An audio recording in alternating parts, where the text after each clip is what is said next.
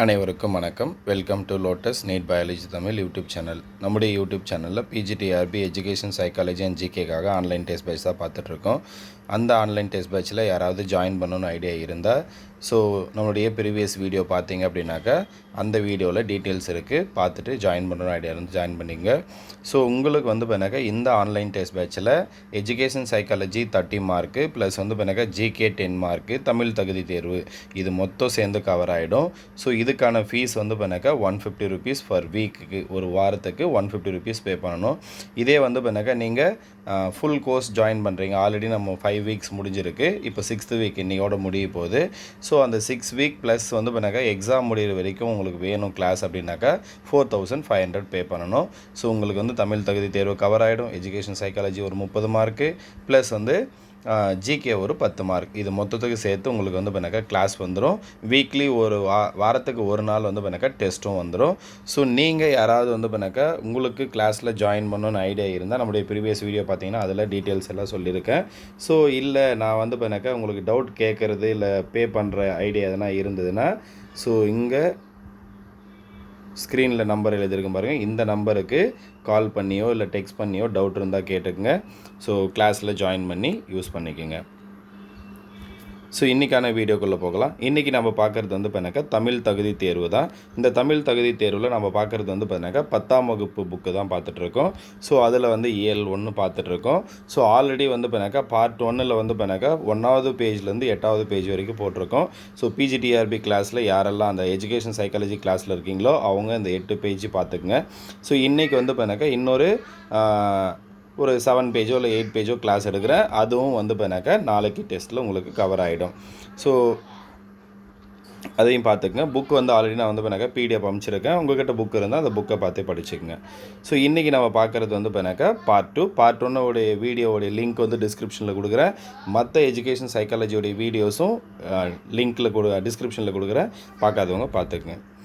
இன்றைக்கி second class இரட்டுற மொழிதல். இரட்டுற மொழிதலுடைய ஆசிரியர் யாருன்னாக்கா சந்தக்கவிமணி தமிழழகனார். இரட்டுற மொழிதலுடைய ஆசிரியர் யாருன்னு கொஷின் கேட்கலாம். சந்தக்கவிமணி தமிழழகனார். விண்ணோடும் முகிலோடும் உடுக்கலோடும் கதிரவனோடும் கடலோடும் தமிழ் இணைந்து பேசப்படுகிறது. விண்ணோடும் முகிலோடும் உடுக்கலோடும் கதிரவனோடும் கடலோடும் எதை இணைத்து பேசுகிறாங்கன்னா தமிழ் மொழியை இணைத்து பேசுகிறாங்க. இவற்றுக்குள்ள ஆற்றலும் விரிவும் ஆழமும் பயனும் தமிழுக்கும் உண்டு என போற்றப்படுகிறது. இது எல்லாத்துக்கும் இருக்கக்கூடிய ஆழமும் விரிவும் எதுக்கு இருக்குது? தமிழ் மொழிக்கும் இருக்குது அப்படின்னு போற்றப்படுகிறது. தமிழ் கடலோடு ஒரு திருத்தலை இரட்டுற மொழிதுவதன் மூலம் அறிகையில் அதன் பெருமை ஆளப்படுகிறது, விரிவுபடுகிறது.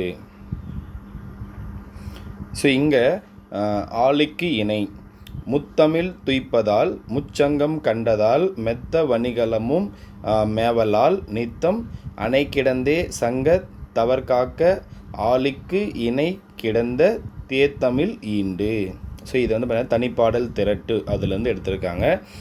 சொல்லும் பொருளும் துய்ப்பது. துய்ப்பது அப்படின்ற பொருள் பார்த்தீங்கன்னாக்கா கற்பது தருதல். துய்ப்பது அப்படின்றது கற்பது தருதல். மேவலால் பொருந்துதலால் பெறுதலால். மேவலால் அதோடைய பொருள் என்ன அப்படின்னாக்கா பொருந்துதலால் பெறுதலால். நெக்ஸ்ட் பாடலுடைய பொருள் தமிழ் இயல் இசை நாடகம் என முத்தமிழாய் வளர்ந்தது. தமிழ் இயல் இசை நாடகம் என முத்தமிழாய் வளர்ந்தது. முதல் இடை கடை ஆகிய முச்சங்கங்களால் வளர்க்கப்பட்டது. முத்தமிழ் அப்படின்னா இயல் இசை நாடகம், முச்சங்கங்கள் அப்படின்னா முதல் சங்கம், இடைச்சங்கம், கடைச்சங்கம் அப்படின்னு சொல்லுவோம். ஐம்பெருங்காப்பியங்களை அணிகலன்களாக பெற்றது. ஐம்பெருங்காப்பியங்களை அணிகலன்களாக பெற்றது எதுனா தமிழ் மொழி. சங்கப் பலகையில் அமர்ந்திருந்த சங்கப் புலவர்களால் காக்கப்பட்டது. சங்கப் பலகையில் அமர்ந்திருந்த சங்கப் புலவர்களால் தமிழ் மொழி காக்கப்பட்டது. நெக்ஸ்ட் கடல். கடல் முத்தினை தருகிறது. கடல் நமக்கு என்ன கிடைக்கிது? முத்து கிடைக்கிறது. முத்தினை தருகிறது. வெண்சங்கு சலஞ்சலம் வெண்சங்கு சலஞ்சலம் பாஞ்சசன்யம் ஆகிய 3 வகையான சங்குகளை தருகிறது. கடல்லேருந்து நமக்கு 3 வகையான சங்கு கிடைக்கிறது.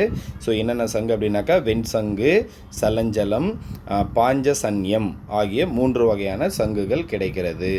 ஸோ அதே மாதிரி வந்து பார்த்தினாக்கா முத்தமிழ் அதுவும் பார்த்துக்குங்க, முச்சங்கங்கள் அதையும் பார்த்துக்குங்க. மிகுதியான வணிக கப்பல்கள் செல்லும்படி இருக்கிறது.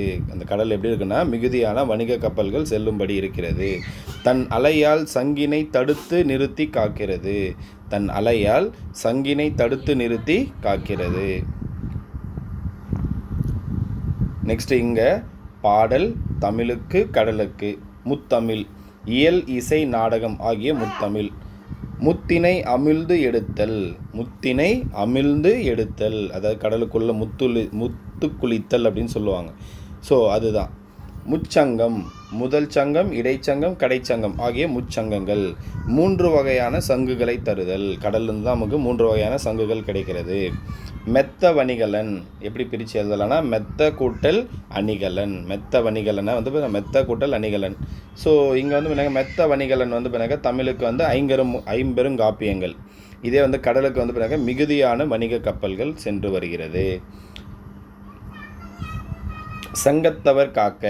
சங்க பலகையிலிருந்து சங்க புலவர்கள் பாதுகாத்தமை. நீரலையை தடுத்து நிறுத்தி சங்கினை காத்தல். நீரலையை தடுத்து நிறுத்தி சங்கினை காத்தல்.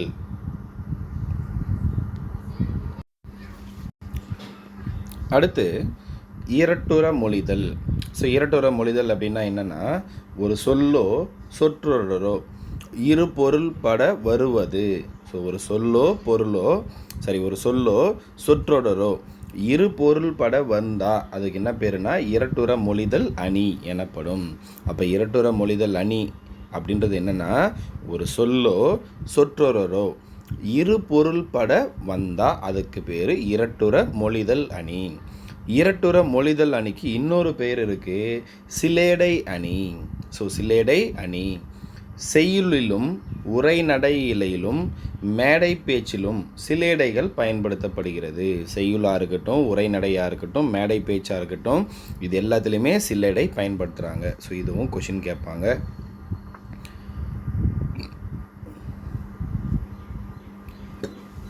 நெக்ஸ்ட்டு புலவர் பலரின் பாடல்களின் தொகுப்பான தனிப்பாடல் திரட்டு. பல புலவர்கள் பாடிய பாடல்களுடைய தொகுப்பை தான் என்ன சொல்கிறாங்கன்னா தனிப்பாடல் திரட்டு அப்படின்னு சொல்கிறாங்க. என்னும் நூலில் இருந்து இந்த பாடல் எடுத்தாளப்பட்டுள்ளது.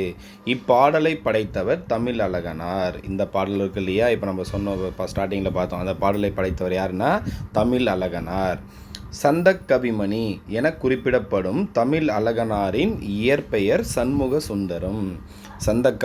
சந்தக்கவிமணி அப்படின்னு யாரை சொல்கிறாங்க அப்படின்னா தமிழ் அழகனாரை சொல்கிறாங்க. அப்போ தமிழ் அழகனாருடைய இயற்பெயர் என்னென்னா சண்முக சுந்தரம். இலக்கண புலமையும் இளம் வயதில் செய்யுள் இயற்றும் ஆற்றலும் பெற்ற இவர் 12 சிற்றிலக்கிய நூல்களை படைத்துள்ளார். ஸோ இலக்கண புலமை அதிகமாக இருக்குது, இளம் வயதிலேயே செய்யுள் இயற்றும் ஆற்றலும் இருக்கிறதுனால இவர் வந்து என்ன பண்ணுறாரு 12 சிற்றிலக்கிய நூல்களை படைத்துள்ளார். ஸோ அப்போ இதில் இருந்தும் அவருடைய இயற்பெயரை கேட்பாங்க. அதே மாதிரி தமிழ் அழகனாருக்கு வந்து என்ன சந்தக்கவிமணி அப்படின்னு யாரை அழைக்கிறாங்க அப்படின்னு கேட்பாங்க.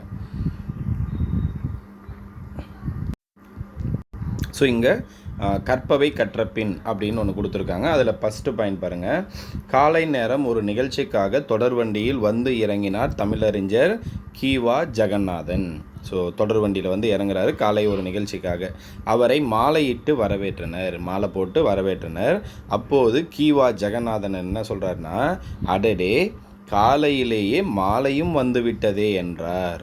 அவர் வந்து சொல்கிறது என்ன, அதை கழுத்தில் போட்ட மாலையை சொல்கிறாரு, ஆனால் மாலைன்றது 2 விதத்தில் சொல்கிறார். அதாவது வந்து பண்ணாக்கா காலையிலேயே மாலையும் வந்து விட்டது அப்படின்னு சொல்லிட்டு அவர் சொல்கிறார். எல்லாரும் அந்த சொல்லின் சிலேடை சிறப்பை மிகவும் சுவைத்தனர். அப்போ அவர் எதை யூஸ் பண்ணுறாரு, சிலேடையை யூஸ் பண்ணுறாரு. ஒரு பொருளுக்கு ஒரு சொல்லுக்கு 2 பொருள் வர மாதிரி. அப்போது மாலை அப்படின்றது வந்து பண்ணாக்கா கழுத்தில் போடுற மாலையும் குறிக்கிறது, சாயங்காலத்தையும் குறிக்கிறது.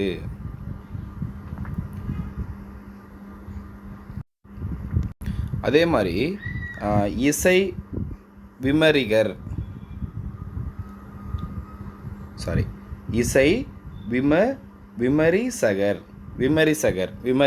விமரிசிப்பவர் அப்படின்னு சொல்லுவாங்க. இசை விமரிசகர் சுப்புடுவின் இசை விமரிசகர் சுப்புடுவின் விமரிசனங்களில் நயமான சிலேடைகள் காணப்படும். இசை விமரிசகர் சுப்புடுவின் விமரிசனங்களின் நயமான சிலேடைகள் காணப்படும். ஒரு முறை ஒரு பெரிய வித்துவானுடைய இசை நிகழ்ச்சியை விமரிசனம் செய்யும்போது அவர் குறிப்பிட்டது, அன்று கச்சேரியில் அவருடைய காதிலும் கம்மல் குரலிலும் கம்மல் அப்படின்னு சொல்கிறாரு. சரிங்களா? இதுவும் என்ன சொல்கிறாங்க, சிலேடைக்கான எக்ஸாம்பிளாக சொல்கிறாங்க. தமிழறிஞர் கி.ஆ.பெ. விஸ்வநாதன் பல் மருத்துவத்தில் சிறப்பு பட்டம் பெற்ற நண்பர் ஒருவரை அறிமுகம் செய்து வைத்தபோது அவர் பல்துறை வித்தகர் என்று குறிப்பிட்டார். இவை போன்றே பல சிலேடை பேச்சுகளை நீங்கள் கேட்டிருப்பீர்கள். ஸோ அப்போது கி.ஆ.பெ. விஸ்வநாதன் அப்படின்ற ஒரு பல் மருத்துவரை வந்து சிறப்பு பட்டம் பல் மருத்துவத்தில் சிறப்பு பட்டம் பெற்ற நண்பர் ஒருவரை அறிமுகம் செய்த போது இவர் பல்துறை வித்தகர் அப்படின்னு சொல்கிறார். அதாவது வந்து அவர் வந்து 2 விதத்தில் வந்து ஒரே ஒரு சொற்றொடரில் 2 விதத்தில் வந்து பாராட்டுறது. அடுத்தது உரைநடையின் அணி நலன்கள். இதை எழுதுனது யார் அப்படின்னாக்கா எழில் முதல்வன். சங்க இலக்கியம் நம் பாட்டனார் தோப்பு, இடைக்கால இலக்கியம் நம் தந்தையார் தோட்டம், இக்கால இலக்கியம் நம் பூங்கா. சங்க இலக்கியம் அப்படின்றது வந்து நம் பாட்டனார் தோப்பு, இடைக்கால இலக்கியம் அப்படின்றது நம் தந்தையார் தோட்டம், இக்கால இலக்கியம் அப்படின்றது நம் பூங்கா. தோப்பு ஈந்த பயன்களையும் தோட்டம் தந்த நயங்களையும் பூங்காவின் அழகினையும் ஒன்று சேர்த்து உரைநடையின் அணி நலன்களாக காண்போமா. ஸோ அப்போ வந்து சங்க இலக்கியம், இடைக்கால இலக்கியம், இக்கால இலக்கியம் 3 பற்றி சொல்கிறாங்க. 3 சேர்த்து தான் வந்து உரைநடையுடைய அணி நலன்களாக சொல்கிறாங்க. ஸோ இங்கே வந்து ஒரு கற்பனை உரையாடல் தான் கொடுத்துருக்காங்க. பங்கு பெறுவோர் இணைய தமிழன் சங்கப்புலவர் ஒருவர் இயற்கை சூழ் இடமொன்றில் எழுத்தாணி கொண்டு ஓலைச்சுவடியில் எழுதி கொண்டிருக்கிறார். அப்போது அவர் முன் சிறிய கால இயந்திரம் ஒன்று தோன்றுகிறது. அவர் முன்னாடி வந்து ஒரு சிறிய கால இயந்திரம் ஒன்று தோன்றுகிறது. அதிலிருந்து இன்றைய மனிதர் ஒருவர் இறங்கி புலவரை நோக்கி நடந்து வருகிறார். அச்சமும் அதைவிட வியப்பும் மேலோங்க பார்த்து கொண்டிருந்த புலவரின் கையை பற்றி குலுக்குகிறார். ஸோ அந்த புலவருக்கு வந்து அச்சமும் அதிகமாக இருக்குது, வியப்பும் அதிகமாக இருக்குது. ஆனால் அவர் நேராக போயிட்டு என்ன பண்ணுறாரு, அவர் கையை குலுக்குறாரு. இணைய தமிழன், வணக்கம் ஐயா, நான் இணையத்தமிழன் வந்திருக்கிறேன். அவர் வந்து என்ன சொல்கிறாருன்னா, வந்தவர் என்னுடைய பெயர் வந்து இணையத்தமிழன், நான் வந்திருக்கிறேன் அப்படின்னு சொல்கிறார். சங்கப்புலவர், இணையத்தமிழனா, வியப்பு, உங்கள் வருகையை என் தோழர் குன்றூர் கிளாரிடம் கூற வேண்டும். அவர் உங்களையும் உங்கள் ஊர்தியையும் குறித்து ஒரு ஆசிரியப்பாக ஏற்றிவிடுவார். சங்கப்புலவர் என்ன சொல்கிறாருன்னா, உன்னுடைய பெயர் இளையத்தமிழனா அப்படின்னு சொல்லிட்டு ஒரு வியப்பாக சொல்லிட்டு, உங்கள் வருகையை என் தோழர் குன்றூர் கிளாரிடம் கூற வேண்டும். குன்றூர் கிளார் அப்படின்னு ஒருத்தருக்கிறார். அவரிடம் சொன்னால் என்ன பண்ணுவார், அவர் வந்த ஊர்தியை குறித்து அவரையும் அந்த ஊர்தியை குறித்தும் ஒரு ஆசிரியப்பாகவே ஏற்றிடுவார் அப்படின்னு சொல்கிறார். இணையத்தமிழன், இருக்கட்டும் ஐயா, அவரை இன்னொரு வாய்ப்பில் பார்த்து கொள்ளலாம். என்னால் உங்களுடன் இங்கு 1 மணி நேரம் மட்டுமே இருக்க முடியும். அதற்குள் உங்களோடு இலக்கியம் பற்றி சிறிது நேரம் பேச விரும்புகிறேன். ஸோ நான் இங்கே 1 மணி நேரம் தான் இருக்கிறேன், அதுக்குள்ளே இலக்கியம் பற்றி நான் உங்ககிட்ட பேச விரும்புகிறேன் அப்படின்னு சொல்கிறார். சங்கப்புலவர், கபிலரின் குறிஞ்சிப்பாட்டு பற்றியா, எம் போன்ற புலவரின் தனிச்செய்யுள் பற்றியா, யாது குறித்து. சங்கப்புலவர் என்ன கேட்குறாருன்னா, கபிலருடைய குறிஞ்சிப்பாட்டு. அப்போ குறிஞ்சிப்பாட்டுடைய ஆசிரியர் யார் அப்படின்னா கபிலர். எம் போன்ற புலவரின் தனிச்செய்யுள் பற்றியா, எதை பற்றி நீங்கள் பேச போகிறீங்க அப்படின்னு கேட்குறாரு. இணையத்தமிழன், புலவரே, உங்கள் காலத்து பாடல்களை எல்லாம் பிற்காலத்தில் சங்க பாடல்கள் என்று தொகுத்து வைத்திருக்கிறார்கள். அவையெல்லாம் பாட்டும் தொகையுமாக நூல் விற்பனை நிலையங்களிலும் இணையத்திலும் கிடைக்கின்றன. அப்போ வந்து இந்த இணையத்தமிழன் அப்படின்ற என்ன சொல்கிறாருன்னா, உங்கள் காலத்து பாடல்களை எல்லாம் என்ன பண்ணுறாங்கன்னா பிற்காலத்தில் சங்க பாடல்கள் அப்படின்னு தொகுத்து வச்சுருக்காங்க. அது எல்லாம் வந்து நூல் விற்பனை நிலையங்களிலும் இணையத்திலும் கிடைக்கிறது. சங்கப்புலவர், இணையமா அப்படின்னு கேட்குறாரு. இணையத்தமிழன்: புலவரே, எங்கள் காலத்து அறிவியல் கண்டுபிடிப்புகளை காண உங்களை என்னுடன் பின்னர் ஒருமுறை அழைத்து போகிறேன். இப்போது இலக்கியம் குறித்து பேசலாமா? ஸோ இணையமான்னு கேட்டதுக்கு அவர் என்ன சொல்கிறாரு, இன்னொரு நாளைக்கு பார்க்கலாம், இன்றைக்கி நம்ம இலக்கியம் குறித்து பேசலாம்னு சொல்கிறார். நீங்கள் பாக்கள் இயற்றுவீரோ? அகமா புறமா? அகத்துள் ஓமை மெய்ப்பாடு ஆகியன வைத்திருக்கிறீரா? நும் பாக்கள் ஆசிரியமா? அப்படின்னு யாருக்கு? ஸோ சங்கப்புலவர் பண்ணாக்கா அந்த இணையத்தமிழன்கிட்ட கேட்குறாரு, நீரும் பாக்கள் இயற்றுவீரோ? அகமா புறமா? அகத்துள் உவமை மெய்ப்பாடு ஆகியன வைத்திருக்கிறீரா? நும் பாக்கள் ஆசிரியமா? அப்படின்னு கேட்குறாரு இணையத்தமிழன். ஆசிரியப்பாவா? அதையும் எழுத எங்களில் கொஞ்சம் பேர் இருக்கிறார்கள். எங்கள் காலத்தில் புது புது இலக்கிய வடிவங்கள் தோன்றியிருக்கின்றன. சங்க பாடல்களுக்கு பின் தமிழ் இலக்கியம் அற இலக்கியங்களாகி, காப்பியங்களாகி, சிற்றிலக்கியங்களாகி, சந்த கவிகளாகி, புது கவிதைகளாகி, இப்போது நவீன கவிதைகளில் வந்து நிற்கிறது. உரைநடையின் வளர்ச்சியோ அளவற்றது. சிறுகதை, கட்டுரை, புதினம் இவையெல்லாம் எங்கள் கால இலக்கிய வடிவங்கள் அப்படின்னு யார் சொல்கிறது அப்படின்னா இணையத்தமிழன் சொல்கிறார். ஆசிரியப்பாவா? அதை எழுதுறதுக்கும் எங்களில் கொஞ்சம் பேர் இருக்காங்க. ஆனால் எங்கள் காலத்தில் புது புது இலக்கிய வடிவங்கள் தோன்றி இருக்குன்னு அப்படின்னு சொல்கிறார். சங்க பாடல்களுக்கு பின் தமிழ் இலக்கியம் அற இலக்கியம் ஆயிடுச்சு, காப்பியங்கள் ஆயிடுச்சு, சிற்றிலக்கியம் ஆயிடுச்சு, சந்த கவிகளாகி, புது கவிதையாகி, இப்போது நவீன கவிதைகளில் வந்து நிற்கிறது. அது மட்டும் இல்லாமல் உரைநடையின் வளர்ச்சியோ அளவற்றது. சிறுகதை, கட்டுரை, புதினம் இவையெல்லாம் எங்கள் கால இலக்கிய வடிவங்கள் அப்படின்னு சொல்கிறார் இணையத்தமிழ். சங்கப்புலவர்: உரைநடையா? தொல்காப்பியர் கூறுகிறாரே.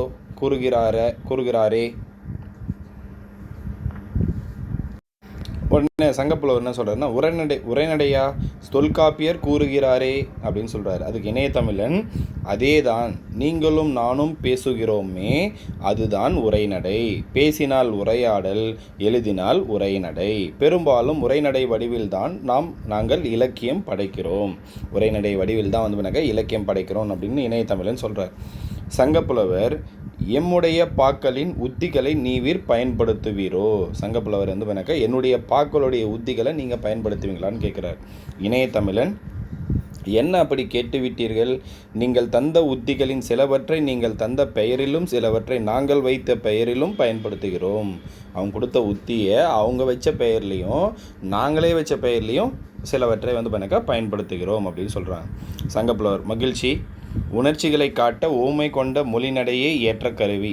இவற்றை நீவிர் எப்படி பயன்படுத்துவீர்? அதுக்கு சங்கப்புலவர் மகிழ்ச்சி அப்படின்னு சொல்லிட்டு, உணர்ச்சிகளை காட்ட ஓமை கொண்ட மொழிநடையே ஏற்ற கருவி. உணர்ச்சிகளை சொல்கிறதுக்கு ஓமை கொண்ட மொழிநடையே ஏற்ற கருவி. அதை நீங்கள் எப்படி பயன்படுத்துவீர்? இவற்றை நீவிர் எப்படி பயன்படுத்துவீர் அப்படின்னு கேட்குறாரு இணையத்தமிழன். திருப்பரங்குன்றத்தின் அழகை பார்ப்பதற்கென்றே இயற்கை பதித்து வைத்த 2 பெரிய நிலை கண்ணாடிகளைப் போல் வடபுறமும் தென்புறமும் நீர் நிறைந்த கண்மாய்கள் என்று குறிஞ்சிமலர் என்னும் நூலில் பார்த்தசாரதி ஓமையை பயன்படுத்தியுள்ளார். அப்போது இதை நமக்கு கொஷினாக கேட்பாங்க. இவர் என்ன சொல்கிறாருன்னா, திருப்பரங்குன்றத்தின் அழகை பார்ப்பதற்கென்றே, திருப்பரங்குன்றத்துடைய அழகை பார்ப்பதற்கென்றே இயற்கை பதித்து வைத்த 2 பெரிய நிலை கண்ணாடிகளைப் போல் வடபுறம் ஒன்று தென்புறம் ஒன்று நீர் நிறைந்த கண்மாய்கள் என்று குறிஞ்சிமலர் என்னும் நூலில். ஸோ இது எல்லாத்தையும் எதை பற்றி சொல்கிறாரு? எதில் சொல்கிறாரு? குறிஞ்சிமலர் என்னும் நூலில். யார் சொல்கிறது? பார்த்தசாரதி ஓமையை பயன்படுத்தி உள்ளார். சங்கப்புலவர்: அருமையான ஓமையை கூறினீர்கள். அடுத்து இணையத்தமிழன்: இன்னும் உண்டே. உங்களுக்கு 1000 ஆண்டுகளுக்கு பின்பு வந்த தண்டி என்பவர் உருவகத்தை பற்றியும் ஓமையும் பொருளும் வேற்றுமை ஒளிவித்து ஒன்றென மாட்டின் அஃது உருவகமாகும் என்று எழுதியிருக்கிறார். ஸோ அப்போ அவருக்கு அப்புறமா 2000 ஆண்டுகளுக்கு பின்பு வந்த தண்டி அப்படின்றவர் என்ன சொல்கிறார் அப்படின்னா, உருவகத்தை பற்றி. ஸோ தண்டி என்பவர் உருவகத்தை பற்றி உவமையும் பொருளும் வேற்றுமை ஒளிவித்து ஒன்றென மாட்டின் அஃது உருவகமாகும் அப்படின்னு எழுதியிருக்கிறார் அப்படின்னு யார் சொல்கிறது? இணையதமிழன் சொல்கிறார். அப்போது உவமையும் பொருளும் வேற்றுமை ஒளிவித்து ஒன்றென மாட்டின் அஃது உருவகமாகும் அப்படின்னு யார் எழுதியிருக்கிறது? தண்டி. ஸோ இதுவும் நமக்கு கொஷினாக கேட்கலாம். எங்கள் இலக்கியங்களில் ஓமையை விட உருவகமே உணர்வுகளை தூண்டி எழுப்புவதில் வெற்றி பெறுகிறது. அதாவது இப்போ இருக்கக்கூடிய இலக்கியத்தில் ஓமையை விட உருவகமே வந்து பண்ணாக்கா அந்த உணர்ச்சிகளை வந்து பண்ணாக்கா தூண்டி எழுப்புவதில் வெற்றி பெறுகிறது அப்படின்னு சொல்கிறார். ஸோ இது பார்க்கறதுக்கு முன்னாடி முதல் தமிழ் கணினி அப்படின்னு சொல்லிட்டு ஒரு தெரியுமா அப்படின்னு ஒரு பாக்ஸ் இருக்குது. இந்த தெரியுமா பாக்ஸில் இருந்து நமக்கு கொஷின் வரும். தமிழ் முறையான திருக்குறளை தந்த திருவள்ளுவர் பெயரில் முதல் தமிழ் கணினி 1983 செப்டம்பரில் TCM டேட்டா ப்ரொடக்ட்ஸ் என்னும் தனியார் நிறுவனம் உருவாக்கி விற்பனைக்கு கொண்டு வந்தது.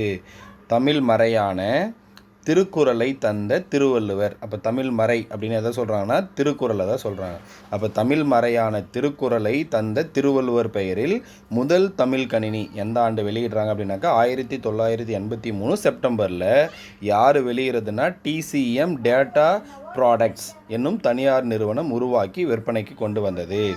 இக்கணினியில் முதல் முறையாக தமிழ் மொழியிலேயே விவரங்களை உள்ளீடாக செலுத்தி நமக்கு தேவையான தகவல்களை வெளியீடாக கணினியிலிருந்து பெற முடிந்தது. அப்போ நம்முடைய தமிழ் மொழியிலேயே உள்ளீடு செஞ்சு வெளியீடும் பெற முடியும் அப்படின்னு சொல்கிறாங்க. இந்த கணினி தமிழ் ஆங்கிலம் ஆகிய 2 மொழிகளையும் கையாளக்கூடியதாக அமைந்தது. சென்னை தேனாம்பேட்டையில் இருந்த புள்ளி விவரத்துறை அலுவலகத்திற்கும் தலைமை செயலகத்துக்கும் கோப்புகளையும் செய்திகளையும் பரிமாறிக்கு கொண்ட முதல் நேர்வழி கணினியும் திருவள்ளுவரே. அப்போது தேனாம்பேட்டையில் இருக்கக்கூடிய சென்னை தேனாம்பேட்டையில் இருந்த புள்ளி விவரத்துறை அலுவலகத்துக்கும் தலைமை செயலகத்துக்கும் கோப்புகளையும் செய்திகளையும் பரிமாறிக்கொண்ட முதல் நேர்வழி கணினி எது அப்படின்னாக்கா திருவள்ளுவரே. திருவள்ளுவர் அப்படின்றது ஒரு கணினியோடைய பெயர். ஸோ இதுவும் நமக்கு இந்த கொஷின்லையும் கேட்பாங்க. எந்த இயர் அப்படின்னு கேட்பாங்க. ஸோ எந்த கம்பெனி வந்து பண்ணாக்கா எந்த நிறுவனம் வெளியிட்டதுன்னு கேட்பாங்க. அதே மாதிரி வந்து பண்ணாக்கா இந்த தேனாம்பேட்டை அலுவலகத்துக்கும் தலைமைச் செயலகத்துக்கும் கோப்புகளை செய்திகளையும் பரிமாறிக்கொண்ட நேர்வழி கணினி எது அப்படின்னும் கேட்பாங்க. அடுத்து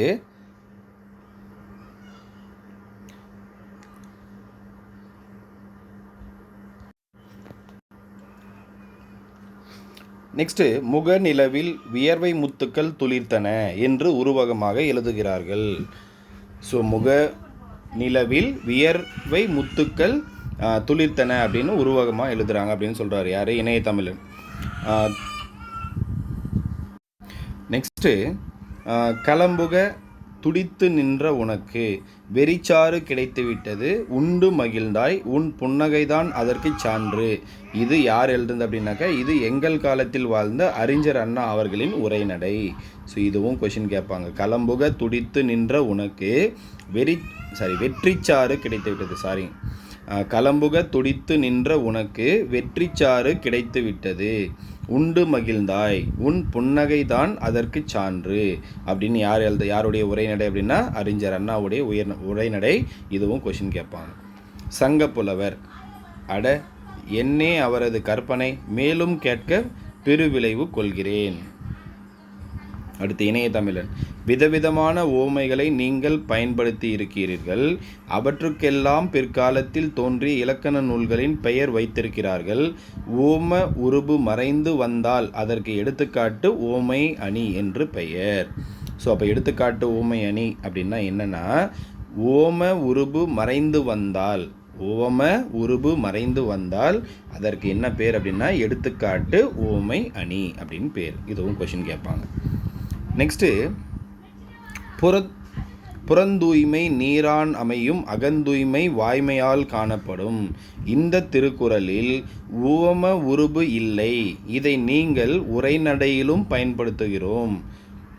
இதை நாங்கள் உரைநடையிலும் பயன்படுத்துகிறோம். எடுத்துக்காட்டு ஓமை அணியை உரைநடையில் பயன்படுத்துகையில் இணை ஒப்பு என்கிறோம். ஸோ இங்கே வந்து பாருங்க ஒரு திருக்குறள் ஒன்று கொடுத்துருக்காங்க. புறந்தூய்மை நீரான் அமையும் அகந்தூய்மை வாய்மையால் காணப்படும். ஸோ இந்த திருக்குறளில் வந்து பண்ணாக்கா ஓம உருபு இல்லை. ஆனால் நாங்கள் இதை உரைநடையிலும் பயன்படுத்துகிறோம். எடுத்துக்காட்டாக ஊமை அணியை உரைநடையில் பயன்படுத்தும் போது அதுக்கு என்ன பேர் சொல்கிறாங்க அப்படின்னா இணை ஒப்பு அப்படின்னு சொல்கிறாங்க. இதுவும் கொஷின் கேட்கலாம். ஊமை அணியை உரைநடையில் பயன்படுத்தும் போது அதுக்கு என்ன பெயர் அப்படின்னா இணை ஒப்பு, அனலாகி அப்படின்னு இங்கிலீஷில் சொல்லுவாங்க. ஊர்கூடி செக்கு தள்ள முடியுமா, ஊர்கூடி செக்கு தள்ள முடியுமா என்று கேட்கிறார்கள்.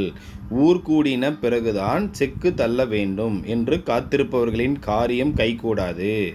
புரோகிதருக்காக அமாவாசை காத்திருப்பதில்லை என்று எழுத்தாளர் வ. ராமசாமி மலையும் புயலும் என்னும் நூலில் குறிப்பிட்டுள்ளார். அப்போ மலையும் புயலும் அப்படின்ற நூலுடைய ஆசிரியர் யார் அப்படின்னா வ. ராமசாமி. இவர் என்ன சொல்கிறாருன்னா ஊர்கூடி செக்கு தள்ள முடியுமா என்று கேட்கிறார்கள். ஊர் கூடின பிறகுதான் செக்கு தள்ள வேண்டும் என்று காத்திருப்பவர்களின் காரியம் கைகூடாது. அதே மாதிரி புரோகிதருக்காக அமாவாசை காத்திருப்பதில்லை அப்படின்னு அவருடைய மலையும் புயலும் அப்படின்ற நூலில் சொல்லியிருக்காரு. சங்கப்புலவர் என்னே செறிவு அப்படின்னு சொல்கிறார். இணையதமிழன் அக்ரிணை பொருட்களையும் உயர்திணையாக கருதி கற்பனை செய்து எழுதுவோம். அக்ரிணை பொருளையும் உயர்திணையாக கருதி கற்பனை செய்து எழுதுவோம் அப்படின்னு சொல்கிறாரு சங்கப்புலவர். இலக்கணத்தில் இது உண்டே. தொல்காப்பியர் ஞாயிறு, திங்கள், நெஞ்சம் போன்ற அக்ரிணை பொருட்கள் சொல்லுன போலவும் கேட்குன போலவும் சொல்லியாங்கு அமையும் என்று எழுதும் திறத்தை குறிப்பிட்டிருக்கிறார். ஸோ அப்போ அவர் என்ன சொல்கிறாருன்னா சங்கப்புலவர் இது மாதிரி இருக்குது. அக்ரிணை பொருளையும் உயர்தனையாக கருதி கற்பனை செய்து எழுதுகிற திறமை எழுதிருந்து ஆல்ரெடி இருக்குது, இலக்கணத்தில் இருக்குது. யார் சொல்கிறதுனா தொல்காப்பியர். ஞாயிறு, திங்கள், நெஞ்சம் போன்ற அக்ரிணை பொருட்கள் சொல்லுன போலவும் கேட்குன போலவும் சொல்லியாங்கு அமையும் அப்படின்ற எழுதும் திறத்தை குறிப்பிட்டிருக்கிறார். உயிர் இல்லாத பொருட்களை உயிர் உள்ளன போலவும் உணர்வு இல்லாத பொருட்களை உணர்வுடையன போலவும் கற்பனை செய்வதுண்டு என்று எடுத்து காட்டியிருக்கிறார். அப்போ உயிர் இல்லாத பொருட்களை உயிர் உள்ளது போலவும் உணர்வு இல்லாத பொருட்களை உணர்வுடையவன போலவும் கற்பனை செய்து எடுத்து காட்டியிருக்கிறார். யார் அப்படின்னா தொல்காப்பியர். நெக்ஸ்ட் இணைய தமிழன். நீங்கள் குறிப்பிட்ட இரண்டையும் நாங்கள் இலக்கணை என்கிறோம். ஸோ அவர் சொன்னார் இல்லையா, அது எல்லாம் ரெண்டுத்தையும் என்ன சொல்கிறாரு இலக்கணை அப்படின்னு நம்மளுடைய இங்கே நம்ம இக்கால இலக்கியத்தில் இருக்குது. சோலையில் புகுவேன் மரங்கள் கூப்பிடும் விருந்து வைக்கும் ஆலமர நிழலில் அமர்வேன் ஆள் என் விழுதை பார் அந்த அரசுக்கு இஃது உண்டா என்னும் அரசு கண்ணீர்படும் யான் விழுதின்றி வானுர ஓங்கி நிற்கிறேன் என்னை மக்கள் சுற்றி செல்கிறார்கள் கான் என்னும் வேம்பு என் நிழல் நலஞ்செய்யும் என் பூவின் குணங்களை சொல்கிறேன் வா என்னும் அத்தி, நாகை, விலா, மா, வில்வம் முதலிய மரங்கள்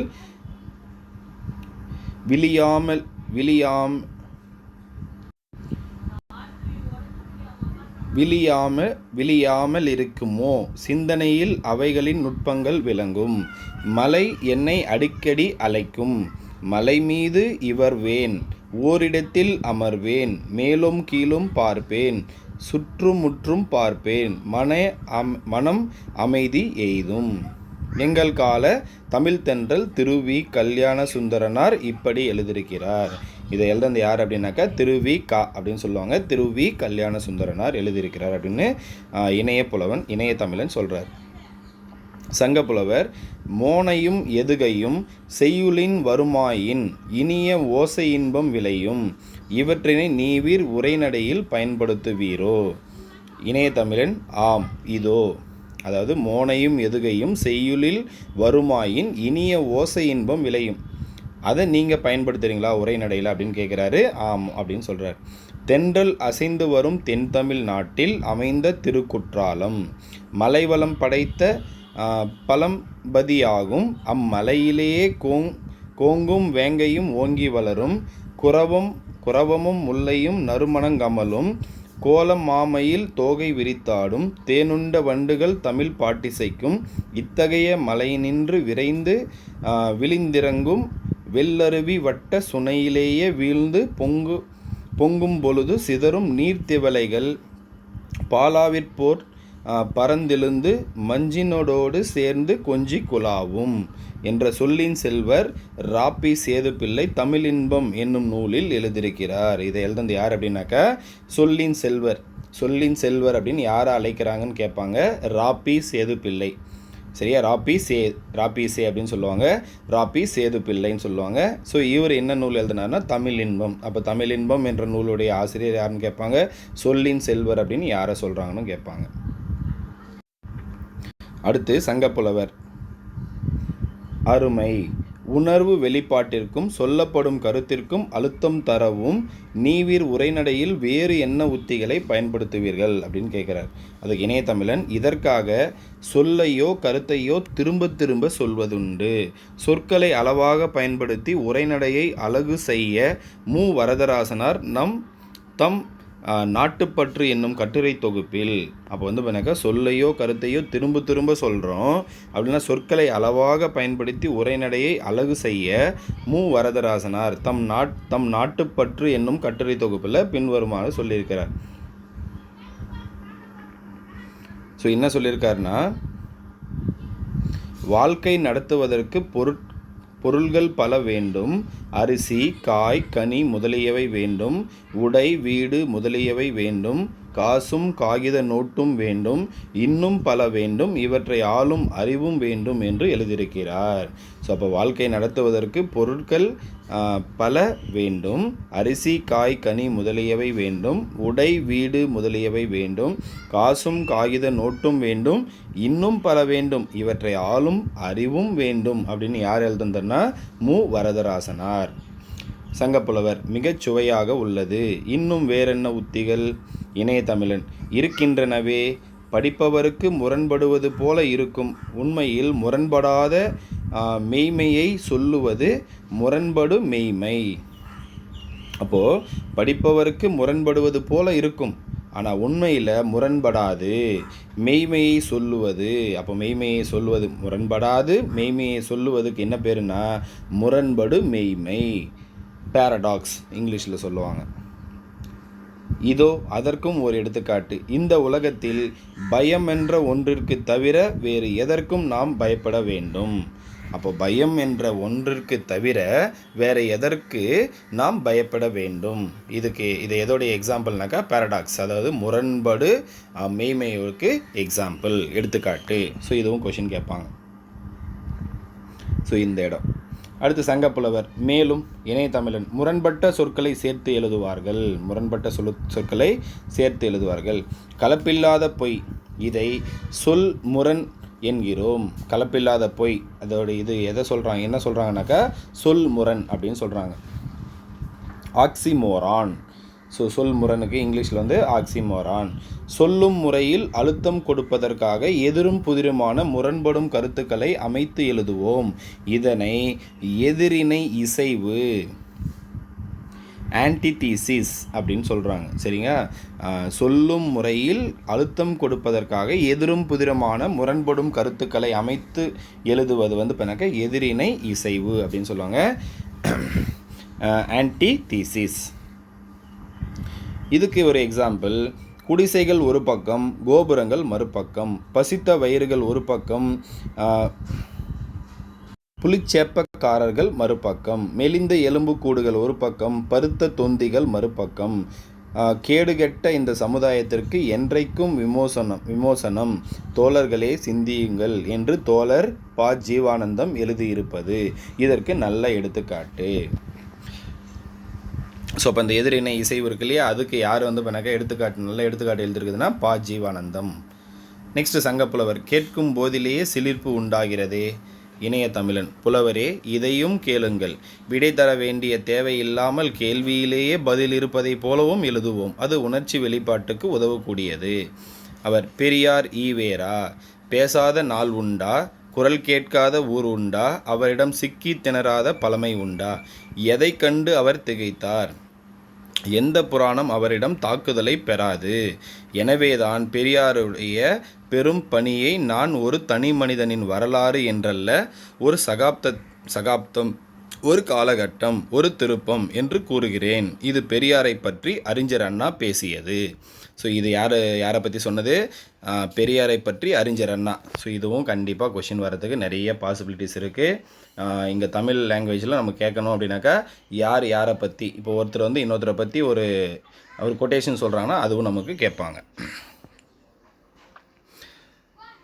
ஸோ எப்படி இருக்கிறது ஐயா சங்கப்புலவர்? உணர்ச்சி பெருவல்லம் இதன் உச்சநிலை என்ன? இணைய தமிழன்: உச்சநிலை தானே இருக்கிறதே, சொல்லையோ கருத்தையோ அடுத்தடுத்து வைக்கும் முறையிலே உள்ள சிறப்புதான் அது. அப்போ இந்தியாதான் என்னுடைய மோட்சம், இந்தியாவின் நன்மைதான் என் நன்மை, இந்தியாதான் என் இளமையின் மெத்தை, என் இளவனத்தின் நந்தனம், என் கிழக்காலத்தின் காசி என்று பாரதி என்னும் தமிழ் கவிஞர் நம் நாட்டை உயர்த்தி கூறுகிறார். ஸோ சங்கப்புலவர்: மிக்க மகிழ்ச்சி. நீர் தமிழ் உரைநடை செழுமை பற்றி கூற மேலும் அவற்றை படித்து இன்புற அவா ஊறுகிறேன். இணையதமிழன்: அதற்கென்ன புலவரே, அடுத்த முறை வரும்போது என்னுடைய மடிக்கணினியில் சேமித்து வைத்துள்ள பல்வேறு இலக்கியங்கள் உங்களுக்கு தருகிறேன், பயன்படுத்தி கொள்ளுங்கள். நேரமாகிவிட்டது, போய் வருகிறேன் புலவரே. போய் வாரும் மடிக்கணினி என்று ஏதோ கூறினீர், அப்படியென்றால் என்னவென்று கேட்பதற்குள் பறந்துவிட்டாரே அப்படின்னு சங்கப்புலவர் சொல்லி முடிக்கிறார். அப்போது எழில் முதல்வன் எழுதிய புதிய உரைநடை என்னும் நூலிலுள்ள உரைநடையின் அணிநலன்கள் என்னும் கட்டுரையின் சுருக்கம் இங்கு உரையாடல் வடிவமாக மாற்றி தரப்பட்டுள்ளது. மா. ராமலிங்கம் என்னும் எழில் முதல்வன் மாநிலக் கல்லூரியில் பயின்று அங்கேயே பேராசிரியர் பணியை தொடர்ந்தவர். அப்போ எழில் முதல்வனுடைய இயற்பெயர் என்ன அப்படின்னாக்கா மா. ராமலிங்கம். எங்கே படிக்கிறார்னா மாநிலக் கல்லூரியில் பயின்று அங்கேயே பேராசிரியராக பணியை தொடர்ந்தவர். குடந்தை அரசு ஆடவர் கல்லூரி, பாரதிதாசன் பல்கலைக்கழகம் ஆகியவற்றில் தமிழ் துறை தலைவராக பணி செய்தவர். மரபு கவிதை, புதுக்கவிதை படைப்பதிலும் வல்லவர். இனிக்கும் நினைவுகள், எங்கெங்கும் காணினும், யாதுமாகி நின்றாய் முதலிய நூல்களை இயற்றிய பெருமைக்குரியவர். கொஷின் கேட்பாங்க. இனிக்கும் நினைவுகள், எங்கெங்கு காணினும், யாதுமாகி நின்றாய் முதலிய நூல்களை இயற்றியவர் யாருன்னா எழில் முதல்வன் என்னும் மா. ராமலிங்கம். புதிய உரைநடை என்னும் நூலுக்காக சாகித்ய அகாடமி விருது பெற்றவர். அப்போ புதிய உரைநடை அப்படின்ற நூலை எழுதியவர் யாருன்னா எழில் முதல்வன் என்கிற மா. ராமலிங்கம். இந்த நூலுக்காக என்ன சொல்கிறாங்கன்னா சாகித்ய அகாடமி விருது பெற்றவர். அடுத்து, தொன்று தொட்டு இன்று வரை நின்று நிலவும் ஊர்கள், தொன்மை தமிழ் நாகரிகத்தின் வேர்கள், இலக்கியத்தின் சீர்களில் முன்தோன்றி மூத்த குடி, வாழையும் கமுகும் தாழ்குலை தெங்கும் மாவும் பலாவும் சூழ் அடுத்து ஓங்கிய தென்னவன் சிறுமலை திகழ்ந்து தோன்றும். இந்த பாடல் எதில் இருக்குது அப்படின்னாக்கா சிலப்பதிகாரத்தில் இருக்குது. ஸோ இதுவும் கொஷின் கேட்பாங்க.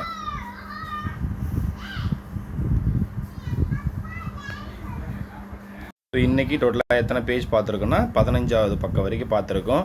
ஸோ பார்ட் 1ல் 8 பக்கம் வரைக்கும் பார்த்தோம். இப்போ வந்து பார்த்தாக்கா 9வது பக்கத்துலேருந்து 15வது பக்கம் வரைக்கும் பார்த்துருக்கோம். அடுத்து கிளாஸ் 3ல் பார்ப்போம். ஸோ இதிலிருந்து டெஸ்ட்டும் உங்களுக்கு இருக்கும். இதையும் நல்லா தரவாக படிச்சுக்குங்க. அடுத்த கிளாஸில் பார்க்கலாம். நன்றி, வணக்கம்.